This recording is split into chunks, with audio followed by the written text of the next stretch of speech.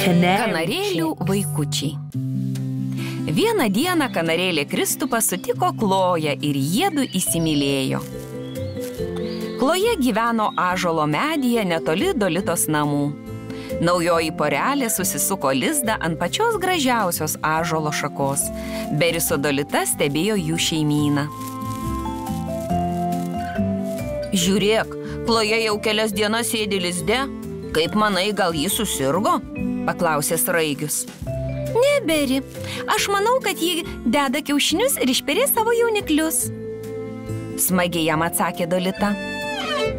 Jauniklius iš kiaušinių? Beris buvo sutrikęs.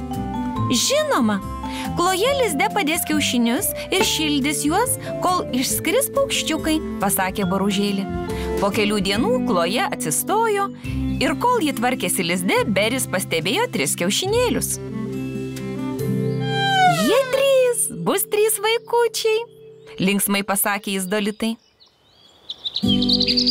Vieną rytą jie išgirdo čirškėjimą sklindant iš ąžuolo. Valio, pagaliau išsirito paukščiukai, sušuko Dolita ir apkabino Berį. Ar galime juos pamatyti? Paklausė Dolita Kristupo. Žinoma galit, bet būkite atsargus, jie dar labai maži, atsakė išdidus tėtis. Kristupas leido Beriui su Dolita užšokti jam ant nugaros ir nuskraidino juos į lizdą. Jie labai mieli, sušnabždėjo Dolita. Sraigius ir Boružėlė atsargiai paglostė mažasias kanarėles. Paukščiukai augo labai greitai ir netrukus jie buvo pasirengę skraidymo pamokoms. Kloja buvo jų mokytoja ir kasdien jiems sekėsi vis geriau ir geriau. Turim keliauti ieškoti maisto. Neišdykaukit. Vieną rytą paukščiukams pasakė Kristupas. Negalvokit išskristi iš lizdo be mūsų. Jūs vis dar esate maži ir galite skraidyti tik su mumis, pridūrė Kloja. Bet mažiausias paukščiukas buvo labiausiai išdykęs. Nesąmonė, aš puikiai skraidau, pabandysiu skristi vienas, pasakė jis ir iššoko iš lizdo. Tau negalima, sučirškė likusieji, bet tai jo nesustabdė. Grįžus tėvams, 2 paukščiukai nervingai šokinėjo lizde. Jis išskrido, mūsų mažasis broliukas išskrido, šaukė jie. O varge, juk jis per mažas, jam gali grėsti pavojus, sunerimo Kloja. Beris ir Dolita išgirdo jų pokalbį ir nusprendė surasti neklusnų paukščiuką. Jie ieškojo jo visur. Pievoje, ant kalvos, prie ežero, miške, bet niekur jo nebuvo. Kaip mes jį rasim, kai sutems? Paklausė Kloja ir pradėjo verkti. Bet tada danguje pasirodė švieselis. Tai jonvabaliai atskrido jiems į pagalbą. Mes jums pašviesim, padėsime jį surasti, pasakė jie.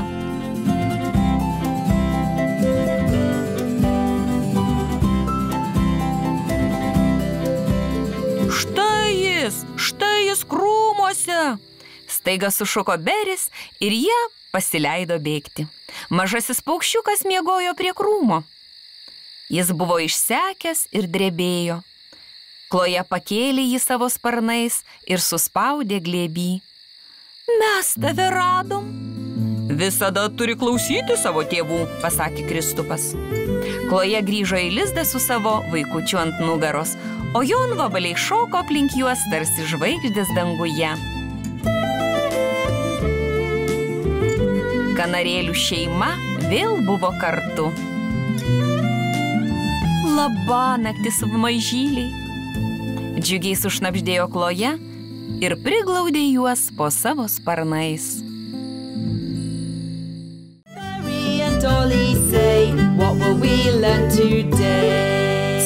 Saulius čiuožė.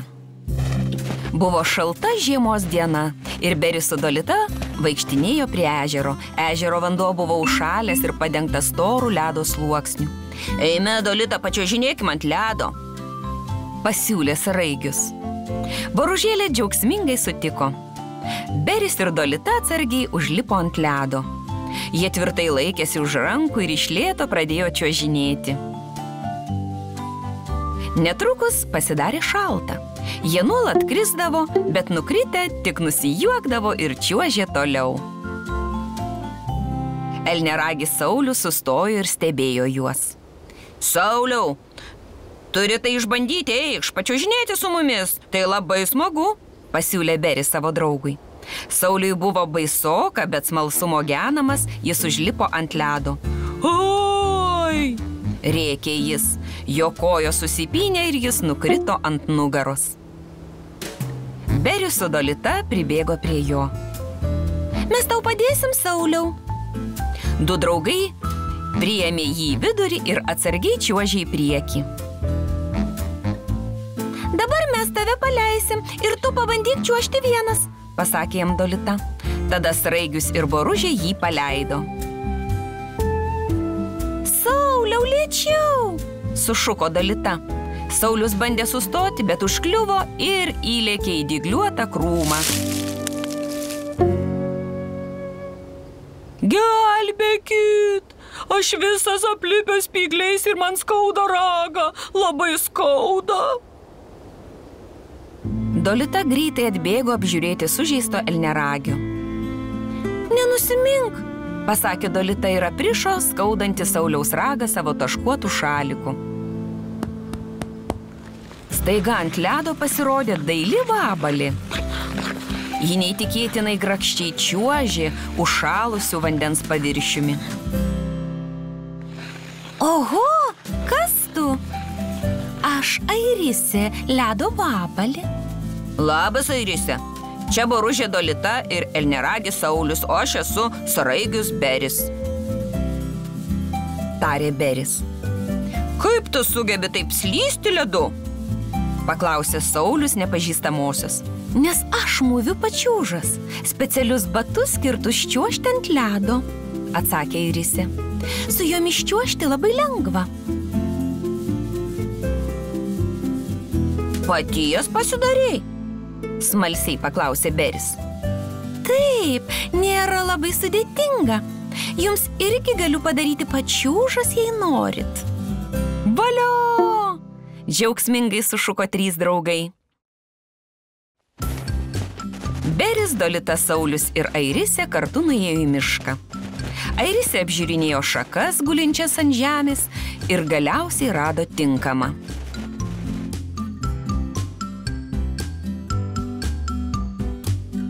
Jie visi ėmėsi darbo, pjovė ir kalė mažytės vinis. Visi turėjo užduotis. Jos baigtos, galiausiai pranešė Airisė. Ant stalo stovėjo 3 poros visiškai naujų pačiūžų. Beris ir Dolita šiek tiek jaudinosi užsirišdami savo naujasias pačiūžas, bet Saulius nerimavo labiausiai. Beris su Dolita laikėsi už rankų, užlipdami ant ledo. Airisė padėjo Sauliui. Su pačiūžomis čiuožti ant ledo daug smagiau, juokėsi Saulius. Airisė dar ilgai laikė Saulių už rankos, kol jis buvo pasirengęs čiuožti vienas. Jis greitai išmoko apsisukti, pradėti ir sustoti. Aš moku čiuožti, pranešė jis baigiantis labai ilgai, bet laimingai dienai.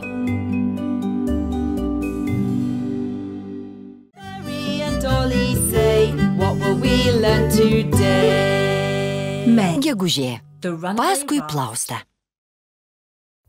Buvo saulėta gegužės diena ir elniaragis Stenlis su bite Baltazaru tyliai sėdėjo ant upės kranto. Iš rastų šakelių Stenlis pradėjo statyti plaustą. Jis rišo šakeles ilgomis žolėmis ir iš lapo padarė plaustui didelę burę. Žiūrėk, baigiau! Su pasididžiavimu tarė rodydamas plaustą Baltazarui. Įdėkime jį į vandenį, pažiūrėkime, kaip plauks, pasiūlė bitė. Sekime paskui jį, entuziastingai tarė Baltazaras. Ir abu nusekė paskui plaustą, norėdami pamatyti, kaip toli jis plauks. Staiga sutemo dangus. Berniukai nežinojo, ką daryti.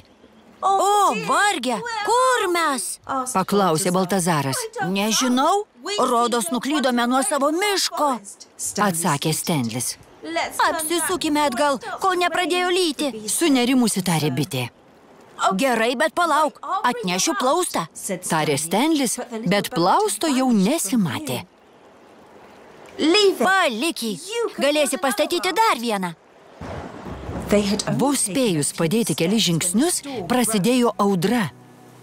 Kaip dabar grįšim namo? Panikavo Baltazaras.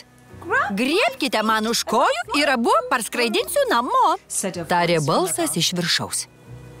Berniukai pakėlė galvas ir pamatė kanarėlę Kristoferį. Jie tvirtai įsikibo jam į kojas.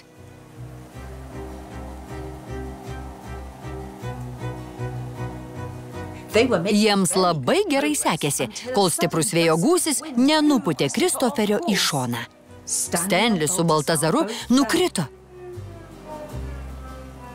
Bet jiems pasisekė nukristi ant minkšto samanų kilimo. Pasislėpkime toje skylėje, tarė Stenlis, rodydamas į medį.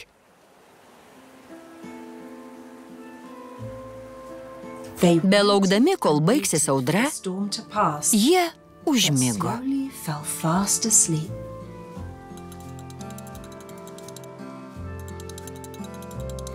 Ir miegojo, kol jų nepažadino voras. Kelkitės, kas jums nutiko? Ar viskas gerai? Paklausė sunerimęs voras. Nagi, audra baigėsi, beveik nebelyja. Lipkit man ant nugaros ir nueisime pas mane į urvą. Tuomet, mielai, parvesiu jūs namo. Ačiū, tarė pavargę berniukai ir užšoko vorui ant nugaros. Tuo tarpu išlindo saulė ir danguje išryškėjo vaivorykštė. Netrukus jie atvyko į voro urvą.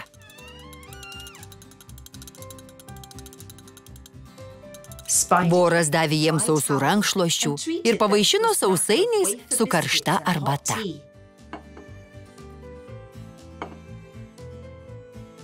Vėliau, sotus ir pailsėję, jie vėl pasileido namo.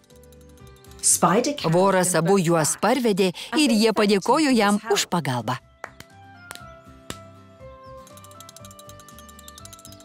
Kitą rytą į Stenlio langą pasibeldė kanarėlė Kristoferis. Labas rytas! Norėjau patikrinti, ar jums viskas gerai? Sučiulbėjo paukštis. Mes taip pat dėl tavęs nerimavome. Mes sveiki. Atrodė, kad laukia nuobodi diena, bet tada ištiko gausybė nuotykių. Sukikeno elneragis. Kitą dieną Baltazaras su Stenliu grįžo prie upės. Gal pastatykime plaustą? Juokdamasis paklausė Stenlis. Gerai, bet nesekime paskui jį. Jei nuplauks, tegu plaukia, tarė Baltazaras.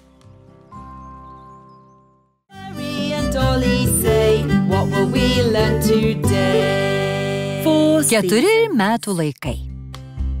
Vieną žiemos pabaigos dieną 3 kinivarpos piktai pasibeldė į šoklės duris. Mes norime persirengti princais per vakarėlį, bet kaip visi 3 būsime princais? Juk taip negalima. Visi 3 turime karūnas ir apsiaustus, bet negalėsime jų dėvėti. Prašom, padėk mums. Gal sugalvosi, kuo mums apsirengti? Maldavo jie. Gal galite būti sniego gniūžtėmis, nes visur aplinkui pilna sniego? Padaryti kostiumus bus labai lengva. O ne, tai prasta mintis, Šoklė. Ištirpsime vos tik įžengę į Baltazaro namus, iškart pavirsime balomis ant grindų. Tada būkite stalo įrankiai. Peilis, šakutė ir šaukštas. Tai reikės aliuminio folijos. Kokia gera mintis, Šokle. Bet mes neturime folijos ir nėra laiko jos ieškoti. Reikia sugalvoti kažką paprastesnio. O ką manote apie kupranugarį? Jums trims būtų pats tas, galva ir 2 kupros. Taip, bet pernai skruzdės persirengė kupranugariu. Taigi, tai jau buvo.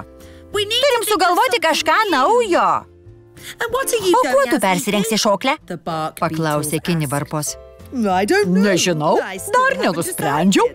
Dvejojo Žiogė. Gal visi 4 galime persirengti kartu? Pasiūlė berniukai. Gerai, bet kaip rengsimės? 4 gėlėmis? Ar 4 velniukais? Gal 4 žvaigždėmis? Arba planetomis? Vardino Kinivarpos. Tai vis ne tas. Reikia sugalvoti kažką, ko būtų tik 4. Ne daugiau ir ne mažiau.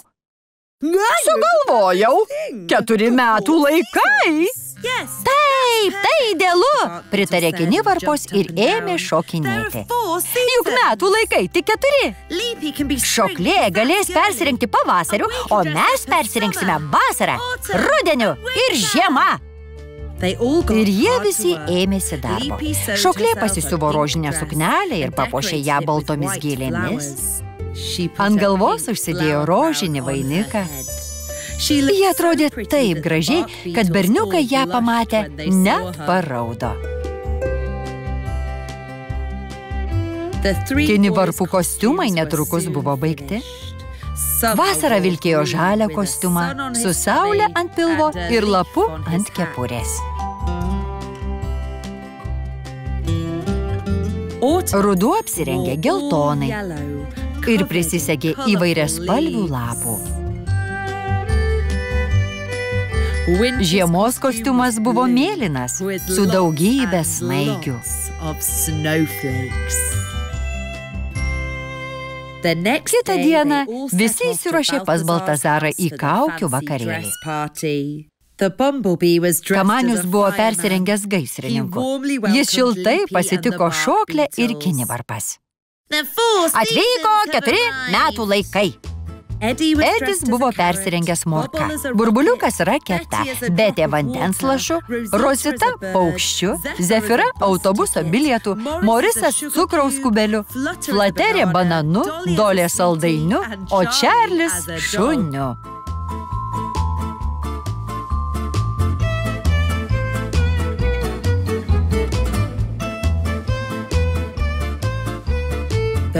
Miško draugai rinko geriausią kostiumą. Žinoma, laimėjo 4 metų laikai. Stenlio vaivorykštės kostiumas buvo antras. 3 vieta atiteko sraigėms Beriui ir Semui, kurie persirengė traukiniu. Visi labai džiaugiasi, o 3 blusos atskrido pasveikinti nugalėtojų.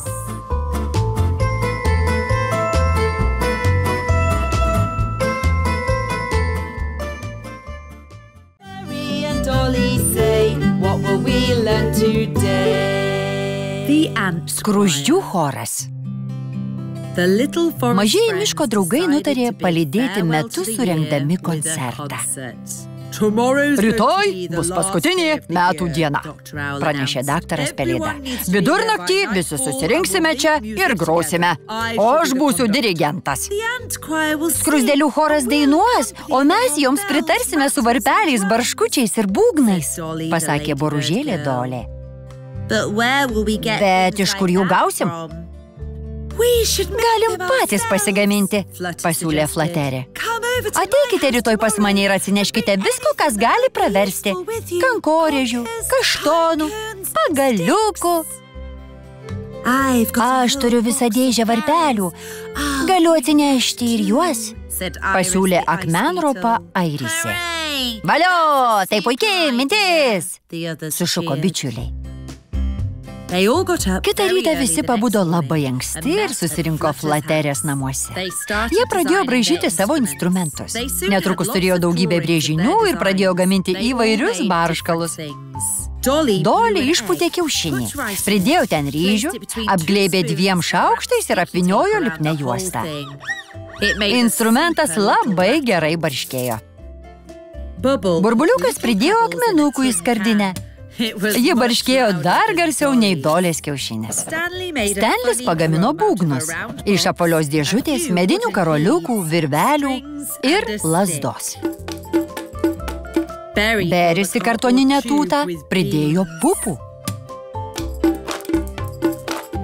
Baltazaras pagamino barškutį iš kaštonų. Jis išgrėžė juose skylės, suvėrė ant vielos ir išdidžiai barškino. Flaterė rado metalinių kamštukų, pritvirtino juos prie virvelės, o šiais pririšo prie lazdos. Barškėjo labai smagiai. Visi džiaugsmingai grojo savo instrumentais ir visas namas ūžė, kai įžengė Airisė. Pamečiau varpelius, sukūkčiojo ji. Eime jų ieškoti, pasiūlė Beris. Jie bus kur nors šalikelėje, tai reikia eiti palei rogių vėžes.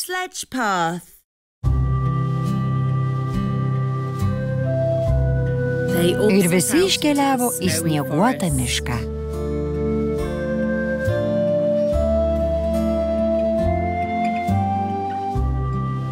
Jie visur ieškojo varpelių, išnaršė kiekvieną krūmą, bet jų niekur nebuvo matyti. Tai neįmanoma, jie negalėjo išgaruoti. Dabar per koncertą nebus dailiųjų varpelių. Pamatysi, bus, užtikrino Beris. Nenusimink, Airise. Atsinešiu vėjo varpelius, kuriuos gavau per kalėdas. Atėjus nakčiai, visi miško draugai susibūrė ant kalvos šlaito. Trūksta tik daktaro Pelėdos, negalim pradėti koncerto be dirigento, tarė skruzdėlių karalienė. Štai jis, daktaras Pelėda jau čia, sušuko Stanlis ir parodė į viršų. Žiūrėkite, ką turiu. Mano varpeliai, kaip juos radai? Nustebusi paklausė Airisė. Taip, pamačiau žibėjimą ant snieguotos žemės ir surinkau juos, išdidžiai tarė Pelėda. Tai štai, kodėl mes nieko neradom. Sukikeno Airisė ir apkabino Pelėdą.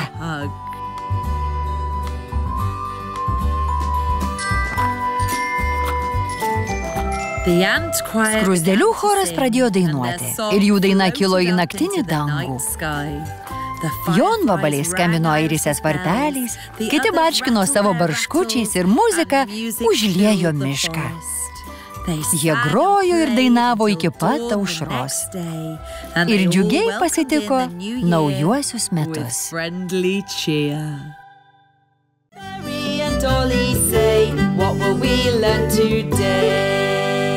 Stalo žaidimas. Buvo šilta pavasario diena ir Beris su Matilda žaidė stalo žaidimą. Jiems reikėjo nueiti ilgą kelią nuo pelės iki sūrio. Laimės tas, kuris pirmas pasieks sūrį, paaiškino draugelį. Beris pradėjo žaisti. Jis metė kauliuką ir paėjo į priekį savo figūrėlę. Paskui buvo Matildos eilė. Ji metė kauliuką ir paėjo į priekį. Aš laimėjau, sušuko Sraigius, kai jo figūrėlė pasiekė sūrį. Gerai, tu laimėjai, žaiskim dar kartą. Beris laimėjo ir antrą žaidimą. Aš laimėjau, aš vėl nugalėtojas, išdidžiai sušuko Sraigius. Sužaiskim dar kartą. Ir jie vėl pradėjo žaisti. Šį kartą Matilda pirmoji pasiekė sūrį. Aš laimėjau, Beri, dabar aš nugalėtoja, pareiškė mažoji drugelė. Beris baisiai nuliūdo. Jis pasislėpė po pušimi ir mėtė kauliuką taip, kad Matilda negalėtų matyti. Išmečiau 6, bet Matilda jį išbarė. Taip negalima, Beri, turi mėtyti kauliuką, kad aš matyčiau. Ne. Mes kauliuką dar kartą, Beri. Šį kartą jam iškrito 2. Jis atsiliko ir Matilda vėl laimėjo. Taip neteisinga, aš noriu laimėti, tu sukčiauji. Bet, Beri, tai taip jau yra su tais stalo žaidimais. Laimi vienas žaidėjas, paskui laimi kitas. Negali kiekvieną kartą laimėti. Galiu, aš noriu laimėti visada. Verkšleno Beris. Jis buvo toks piktas, kad numetė stalo žaidimą ant žemės. Gerai, jei taip nori, gali žaisti vienas. Ir Matilda nuskrido. Vienam žaisti bus dar smagiau, murmėjo Beris. Jis metė kauliuką, ėjo su figūrėle ir laimėjo vieną žaidimą po kito. Bet greitai jam tai atsibodo. Jis bandė žaisti su savo meškiuku, bet meškiukas nebuvo labai įdomus priešininkas. Galiausiai Beris patraukė ieškoti Matildos. Vienam žaisti neįdomu, pasakė jis sau. Jis rado Matildą pievoje, žaidžiančią kortomis su Dolita, Burbuliuku ir Baltazaru. Ar galiu ir aš pažaisti? Droviai paklausė Beris. Na, Beri, gali žaisti, bet nebūtinai laimėti. Ir aš nenorėčiau, kad ir kortas pradėtų mėtyti. Galiausiai Matilda šūktelėjo Beriui.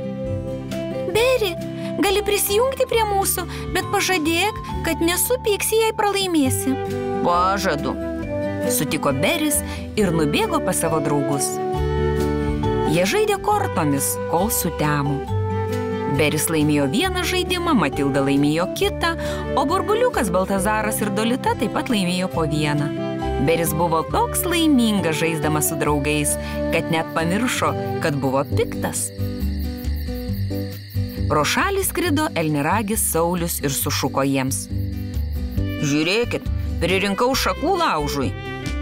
Nagi, sukurkim laužą ir išsikepkim obuolių. Jiems labai patiko jo sumanymas. Ir Kolorado vabalas Edvinas atėjo. Jie visi padėjo sukurti laužą, supjaustė obuolius, suvėrė juos ant pagaliukų ir kepė virš karštų žarijų.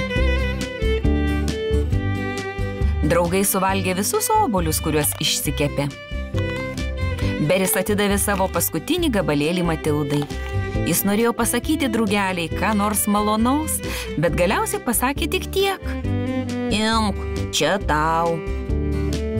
Kai obuolių nebeliko, draugai įkišo savo pagaliukus į žarijas ir piešė jais paveikslėlius tamsiame nakties danguje.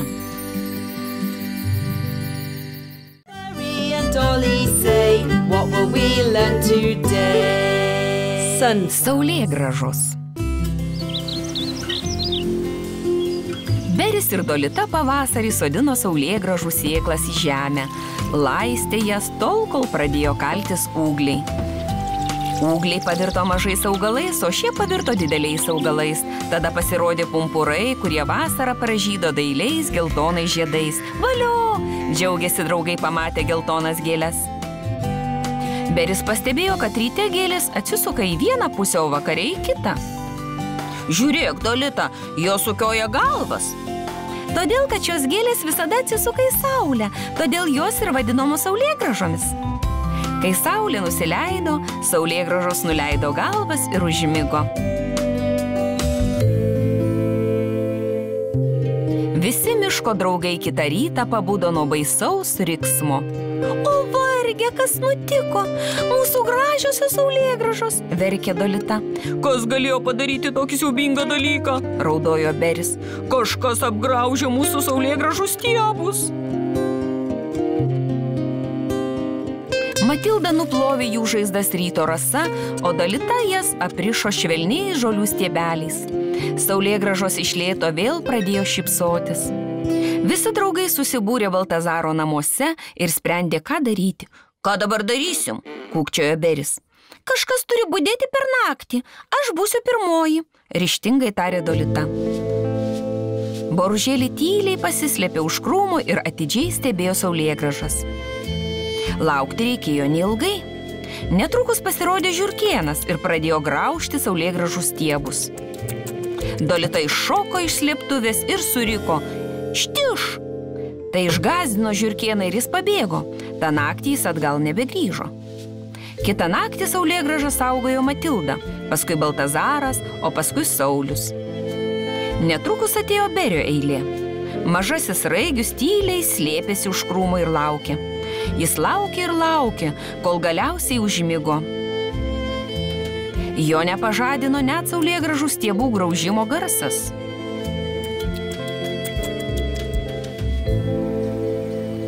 O varge, turbūt užmigau. Aš neapsaugojau saulėgrąžų. Kūkčiojo Beris ryte pamatęs liūdnai nulinkusią saulėgrąžas. Beris užmigo. Jis miegojo, kol žiurkėnas vėl apgraužė stiebus.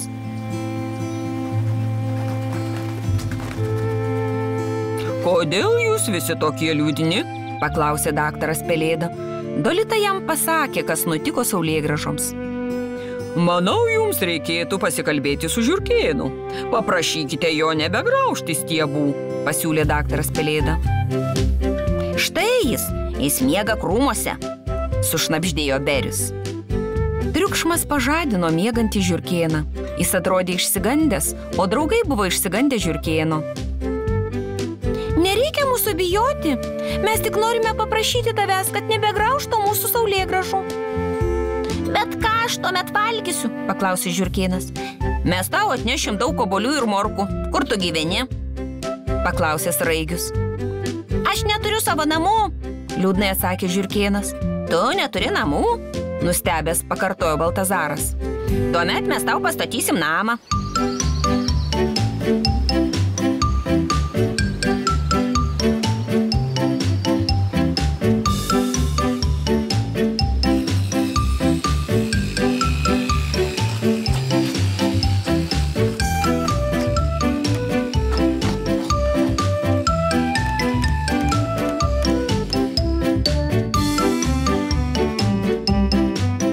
Dolita atnešė obuolių, Beris atnešė sėklų, Matilda atnešė razinų, Baltazaras atnešė kiaulpienės lapų, o Saulius atnešė morkų. Mano naujasis namas šaunus, pasakė žiurkėnas su plačia šypsena. Labai jums ačiū už šiuos skanėstus.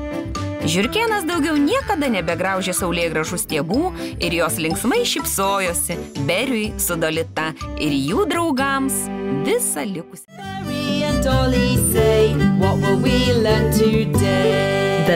Mažoji kamanė. Vieną ankstų rytą Beris, Dolita ir Baltazaras išėjo pažaisti į pievą. Jie norėjo išbandyti naują parašiutą, kurį padarė Baltazaras. Bet pievoje buvo maža kamanė, ji rinko alyvų žiedus ir dainavo linksmą dainą. Vėl šilta, baigėsi žiema, alyvų niekada nebus gana. Baltazaras pirmasis su ja pasisveikino. Sveika, mažoji kamanė. Aš esu Baltazaras. Čia Sraigius Beris ir Boružėlė Dolita. O tu kuo vardu? Mano vardas Betė. Skridau namo ir nusprendžiau sustoti pievoje ir prisirinkti alyvų žiedų. Mes einam išbandyti šio parašiuto, gal nori su mumis? Paklausė Baltazaras. Mielai. Baltazaras su Bete nušoko pirmieji. Paskui kiti draugai išbandė spalvingą parašiutą. Jie žaidė, kol sutemo. Ar rytoj ateisi žaisti su mumis? Linksmai paklausė Baltazaras. Negaliu. Rytoj anksti ryte turiu išskristi. Mano namai labai toli nuo čia ir manęs laukia ilgas kelias. Tad Beris, Dolita ir Baltazaras atsisveikino su Bete. Baltazaras atrodė labai nuliūdęs ir Dolita jo paklausė. Kas nutiko? Baltazaras turi merginą, nusijuokė Beris. Nesijuok iš jo, Beri, piktai tarė Dolita. Žinai ką, Baltazarai, paprašyk Betės pasilikti. Mes galim pastatyti jai namą miške. Kokia puikia mintis. Rytoj ryte nueisiu į pievą ir paprašysiu jos pasilikti. Baltazaras, Beris ir Dolita kitą rytą pabudo labai anksti. Jie nuskubėjo į pievą pasikalbėti su Bete. Bet draugai pavėlavo. Mažoji kamanė jau buvo išskridusi. Jie rado tik atsisveikinimo laiškelį, kurį ji buvo prisegusi prie medžio. Baltazaras atsisėdo ant žolės ir pradėjo verkti. Šį kartą Beris iš jo nesijuokė. Keliaukim paskui ją, pasiūlė mažasis Sraigius. Esu tikras, mes dar galim ją pasivyti. Beri, tu labai lėtas Sraigi. Mes niekad nepasivysim Betės, nebent būtum greitesnis. Beris jau buvo kažką besakąs Baltazarui, bet staiga iš krūmų išlindo ežiukas. Gal aš galėčiau padėti, nesu labai greitas, bet už jūsų trijulę aš kur kas greitesnis. Draugams patiko šis sumanymas. Jie padarė nedidelį vežimėlį iš kaštono kevalo ir pririšo jį prie ežiuko spyglių. Vežimas buvo paruoštas kelioniai.